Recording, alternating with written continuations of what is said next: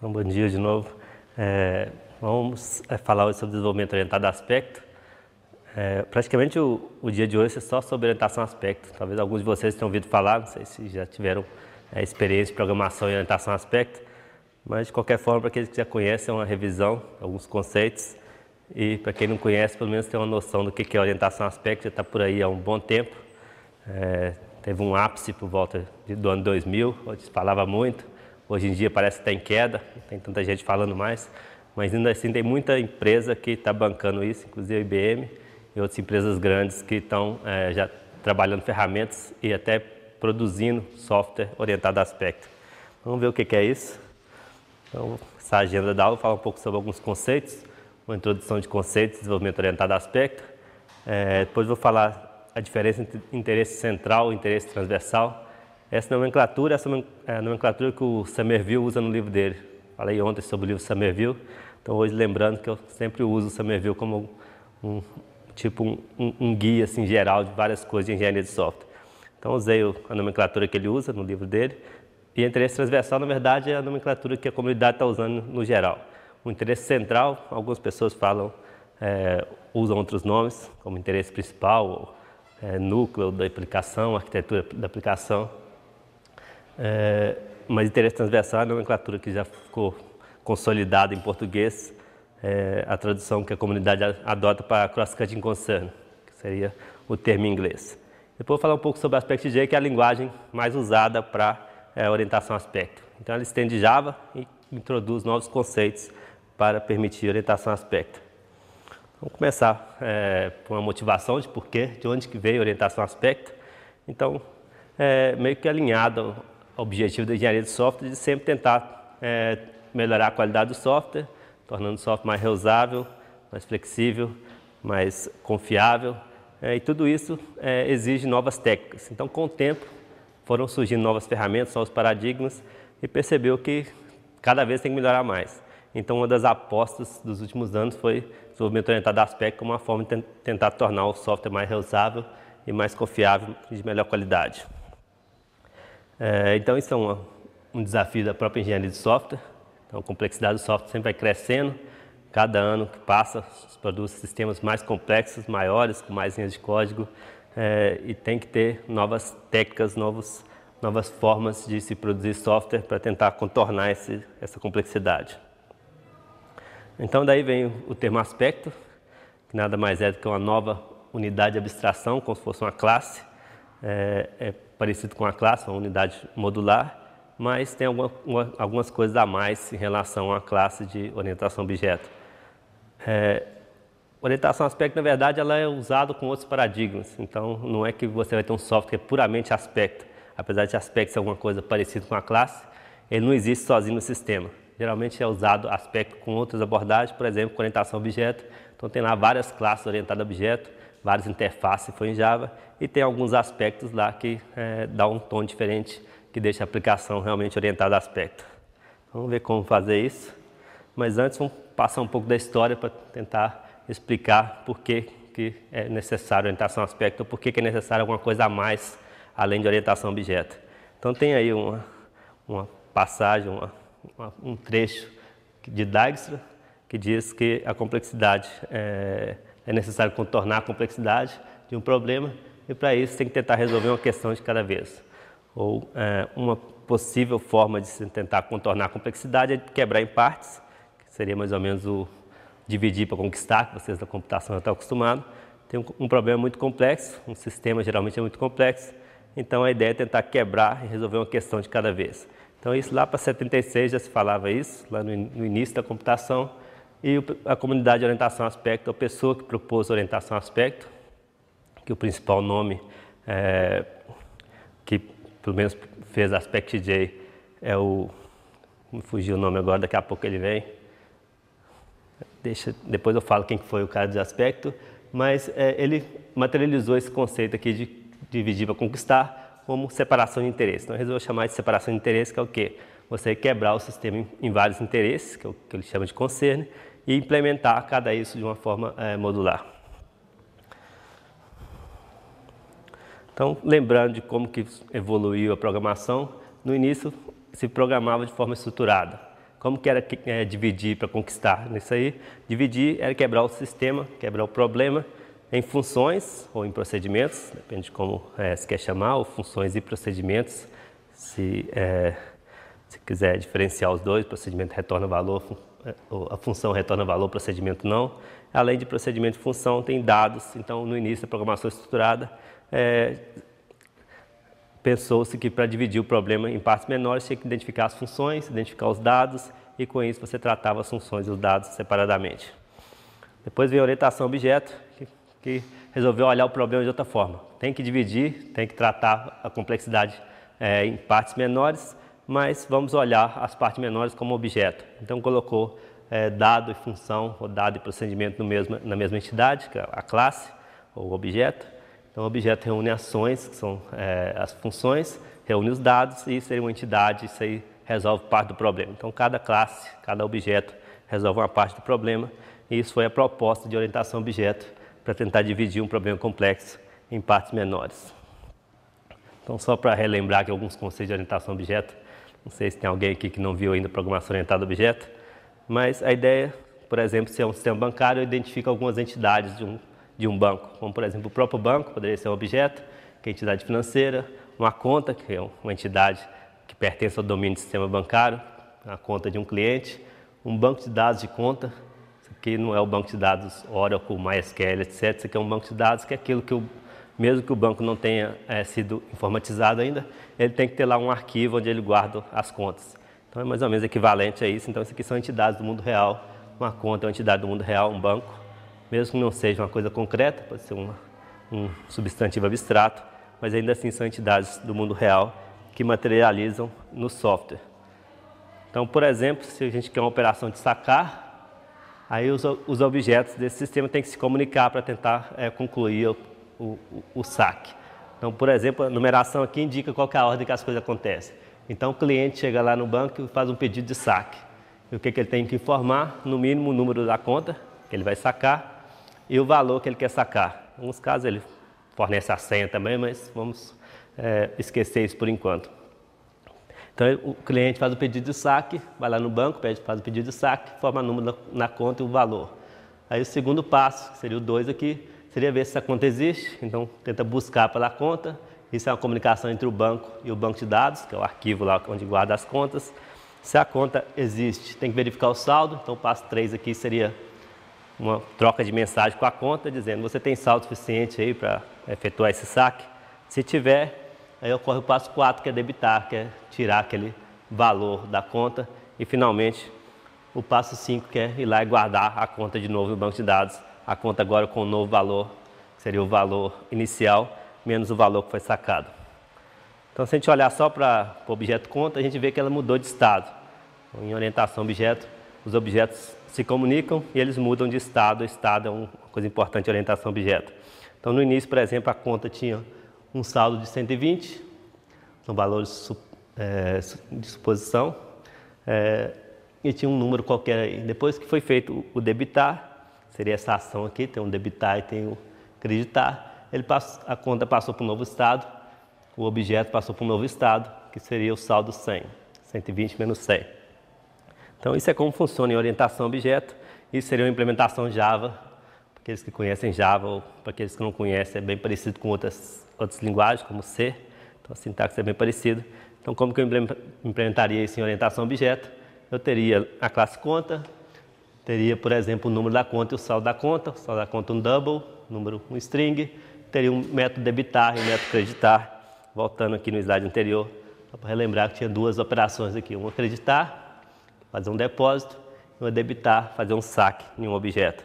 Então aqui tem as duas operações, debitar e acreditar, onde debitar, que é o que foi usado, verifica o saldo e pega o novo saldo, vai ser o saldo atual menos o valor que foi debitado. Só abrindo um parênteses aqui, vocês devem ter percebido que a aula de hoje é um pouco diferente da de ontem, que hoje eu estou mostrando mais código, vai ser assim a aula toda. A de ontem foi mais gerencial, para aqueles que gostam mais da parte gerencial da engenharia de software, foi mais uma discussão do que tem que ser feito para reuso de software, o que tem que ser, quais decisões que o gerente deveria ter em mente quando ele vai implementar uma linha de produto. Hoje vai ser um pouco mais baixo nível para aqueles que gostam de programação, então hoje eu vou mostrar bastante código, vou discutir um pouco sobre como implementar coisas em orientação a aspecto, que é o tópico da aula de hoje. Então esse aqui é só um código orientado a objeto. Tem um código em vermelho aqui que eu vou voltar nele depois. É um caso de erro. Se o saldo não é suficiente, eu vou ter que dar uma mensagem de erro aqui. Por enquanto não importa muito essa mensagem. Qual que é o problema de orientação a objeto? Por que orientação a objeto não é suficiente? Para quem está acostumado a programar em Java, programar orientado a objeto, fala, isso é uma maravilha, tá perfeito aquele código ali, não tem nada que pôr, nada que tirar. Realmente aquele código é muito simples, mas num sistema de milhares, 100 mil linhas de código, de 1 milhão de linhas de código, fica complicado fazer só com orientação a objeto. Pelo menos o pessoal de orientação a aspecto acredita que fica complicado, que as classes ficam muito grandes, muito código misturado e muito difícil de entender aquele código. Então o problema de orientação a objeto está por aí, pelo menos é o que se acredita. O pessoal de orientação a aspecto e outras pessoas acreditam que a complexidade do software é muito grande e só orientação a objeto pode não ser suficiente. Então, orientação a objeto ele trata muito bem coisas funcionais, do tipo debitar e creditar, naquele caso do banco, mas ele não trata muito bem fatores de qualidade, como questão de segurança, questão de distribuição, do sistema ser distribuído, questão de, o exemplo que eu vou dar daqui a pouco, de logar as operações, ou vários fatores de qualidade que o software deve ter e que orientação a objeto não tem nada específico ou nada muito modular para implementar isso. Ele implementa de forma modular as funcionalidades, o funcional, mas não implementa tão bem a parte não funcional, a parte de qualidade. Então isso que estaria dito aqui, orientação a objeto oferece um bom suporte para os requisitos funcionais e o suporte não é tão bom para os requisitos não funcionais. Vamos ver um exemplo daqui a pouquinho para tentar deixar mais claro isso. Mas antes vamos passar por uma classificação dos tipos de interesse. Tem o interesse funcional, que é o que o orientação a objeto implementa muito bem, isso não há dúvida que atualmente para implementar as funcionalidades do sistema, a orientação a objeto é uma forma adequada, fácil de entender, porque objetos têm ações e têm dados e as ações são justamente a parte funcional da aplicação. Então isso é adequado se implementar com orientação a objeto, pelo menos é isso que se propõe quando se fala em desenvolvimento orientado a aspecto. A parte funcional, implemento orientado a objeto, é perfeito. A parte que não é funcional, que são os outros interesses, é justamente o que orientação a objeto não trata muito bem, como por exemplo coisas de qualidade. Então coisas como por exemplo segurança, proteção dos dados, se vai ter backup, se vai ter senha, coisas do tipo. Então isso é coisas de qualidade e orientação a objeto dá para implementar, obviamente, mas não fica muito elegante, não fica muito modular. Coisas da organização, como por exemplo algum padrão da organização, se a organização sempre usa um determinado template ou alguma prioridade, ou alguma coisa que é importante para a organização, mas que não é exatamente uma funcionalidade da aplicação, isso também fica meio que espalhado na aplicação. A gente vai ver essa questão do espalhamento daqui a pouco. O código fica espalhado, fica em várias classes, não está num lugar só. Isso que é um problema, você não colocar o código de um determinado interesse. Interesse seria alguma coisa que você quer implementar no sistema e, idealmente, você deveria tentar implementar de forma modular, num lugar só, mas isso não ocorre em orientação a objeto. E, além disso, coisas do próprio sistema, do sistema como um todo. Coisas que, por exemplo, se tem uma arquitetura que deve ser seguida, ou alguma coisa assim, um padrão de programação que deve ser seguido. Isso é seguido no sistema todo, não fica muito modular. Então a gente vai ver alguns exemplos, talvez ficar mais claro daqui a pouquinho. Esse interesse, que não é o primeiro, então esses outros três tipos de interesse, que qualidade, organização da organização e do sistema, é o que a gente chama de interesse, que geralmente ele é transversal. Então, o funcional, geralmente, ele é o interesse não transversal ou interesse modular ou central, como o Somerville gosta de chamar.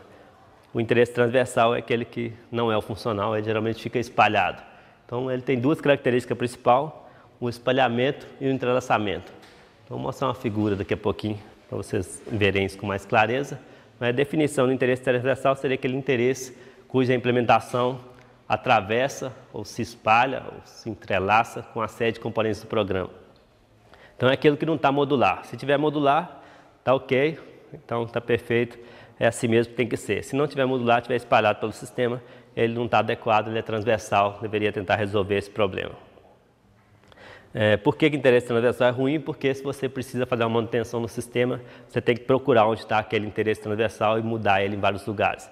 Então, se, por exemplo, você tem que testar a senha em várias partes do sistema, questão de segurança, então você quer mudar o mecanismo de senha, a senha não vai mais ser daquela forma, ou vai ter uma restrição a mais para a senha, não pode ter menos que 6 dígitos. Então, se você não tinha pensado isso, quando você vai mudar esse mecanismo, você tem que procurar todo lugar que está testando a senha e fazer alguma coisa a mais para verificar se a senha tem no mínimo 6 dígitos. Então, isso é problemático se ele estiver muito espalhado pelo código. Então, graficamente, pode ser representado assim. Os interesses centrais são aqueles que são implementados, são as colunas aí que são implementadas com orientação objeto e fica modular, como, por exemplo, requisitos funcionais do cliente, requisito funcional da conta, requisito de gerenciamento, também funcional, gerenciamento de clientes. Então, os transversais, que é aqueles que se acabam cortando aí. Então, essa ideia de ser transversal atravessado é que está cortando vários outros requisitos funcionais. Então, está cortando aqui tanto o de cliente, como de conta, como o de gerenciamento de contas, coisas como proteção e recuperação. Um exemplo mais concreto aqui de código. Então, como eu falei, eu vou voltar no código aqui com uma certa frequência para ficar mais fácil entender o conceito. Então, vamos supor que quer logar todas as operações que for feitas no banco. Então, por exemplo, toda vez que for feito um débito na conta, eu quero escrever uma mensagem na tela, ocorreu um débito. Então, System Out Print Line, para quem não conhece, é nada mais do que a forma de Java de imprimir na tela, seria o printf de C. Então, ali eu estou imprimindo na tela, ocorreu um débito toda vez que for feito um débito, saldo é igual a saldo atual menos o saldo, menos o valor que foi sacado. Fiz o débito, chamei o método debitar, fiz o débito, escrevo na tela, ocorreu um débito. Aqui tudo bem, um lugar só, uma linha só, não está atrapalhando muito o sistema. Se eu quiser retirar o login depois, eu vou e apago essa linha aqui de código, vai ser fácil para mim apagar. Mas imagine se for uma aplicação real, igual o Tomcat, não sei se vocês já ouviram falar, uma aplicação real que tem dezenas ou centenas de classes, milhares de linhas de código, e o log está espalhado dessa forma aqui. Então, essa aqui é uma aplicação real, o que está em vermelho aqui é código de log, cada coluna é uma classe. Então, aqui nessa parte não está todas as classes, mas tem aí pelo menos umas 20 classes, eu imagino. E praticamente todas as classes têm alguma coisa de log, de logar. Então, praticamente toda a funcionalidade da aplicação está sendo logada em algum lugar, talvez não na tela, mas no arquivo de log, e está espalhado. Tem alguns lugares que tem bastante log, como aqui, tem alguns lugares que não tem tanto, como aqui, ou essa classe que só tem um pedacinho, mas o log está em todo lugar. Se por um acaso a pessoa ou a equipe que desenvolveu o Tomcat não quer mais que a aplicação faça log, ele vai ter que sair alterando todas essas classes, removendo todo esse código que está em vermelho, e isso vai dar um trabalho. Então, nesse caso aqui, já dá para ver que é bem problemático implementar o log dessa forma, porque ele está em várias classes, e para mim alterar ou remover ou fazer qualquer coisa associada a log, eu vou ter que sair procurando esse código em todas as classes. Então, vamos mostrar graficamente o que é essa questão do espalhamento e do entrelaçamento de interesse, que é o que a orientação aspecto diz que é ruim. Então, o que é o espalhamento? Quando você tem várias classes, estou imaginando que isso aqui é um diagrama UML, um diagrama de classe. Então, tem várias classes aqui, herança, alguns relacionamentos de associação, e o que está tracejado aqui é o interesse transversal, que é aquilo que está espalhado pelo sistema. Por exemplo, log no Tomcat, ou, por exemplo, segurança em um outro sistema. O problema do entrelaçamento é quando você tem mais de um interesse na mesma classe. Então, se você tem, por exemplo, log e segurança, log verde, segurança vermelho, eles podem estar também misturados em algumas classes, como por exemplo nessa classe aqui está misturado, nessa outra classe também está misturado, aqui. Então tem várias classes que eu tenho uma mistura aí, coisas de login, coisas de segurança e coisas funcionais da classe, que é a parte branca, que é a parte que o objeto realmente tem que implementar. Então, só recapitulando, orientação objeto, ele implementa a parte funcional, os objetos se preocupam em implementar a parte funcional, mas inevitavelmente eles têm que implementar outras coisas. Então, a classe conta lá, ele tem que implementar acreditar, tem que implementar debitar, que é a parte funcional da classe conta, mas também em orientação objeto tem que implementar coisas de log, tem que implementar coisas de persistência, tem que implementar coisas de segurança, tem que implementar outras coisas que fazem parte da aplicação, mas que não são exatamente o objetivo principal do objeto. O objeto não queria saber que ele tem que logar, ele quer saber que ele tem que debitar e acreditar. Então esse código está aí, é um código extra que acaba aumentando a complexidade do objeto sem necessidade. Então o ideal é que não tivesse esse código aí, não tivesse nada de segurança, não tivesse nada de log, os objetos estivessem branquinhos, só tem a parte funcional neles. E aí, entre os aspectos, queriam implementar isso. Então teria um aspecto vermelho ali para implementar segurança e teria um aspecto verdinho ali para implementar log, e as classes estariam limpas desse código. Todo o código de log estaria aqui, todo o código de segurança estaria aqui, supondo que esses dois interesses são transversais na minha aplicação. Então essa que é a proposta de orientação a aspecto. Eu não quero mais o código misturado, eu quero as coisas separadas. Quero tudo que é relacionado a log em um único arquivo, tudo que está relacionado a segurança em um único arquivo, e cada classe só tem o código que pertence àquele objeto, só as funcionalidades daquele objeto, só os dados e os métodos que fazem parte daquele objeto e que não tenha nada mais